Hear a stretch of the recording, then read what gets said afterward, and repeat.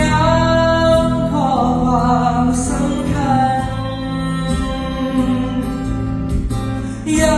ำไว้อ่านสอนใจทุกวันคงพอทำให้ลืมเธอแม้มันจะเจ็บแม้มันจะทรมานและมันจะทำเราร้องไห้เพราะคือความจริงเรื่องจริงที่เจ็บปวดใจขีดเส้นใต้เอาไว้ว่าเธอไม่รักขีดเอาไว้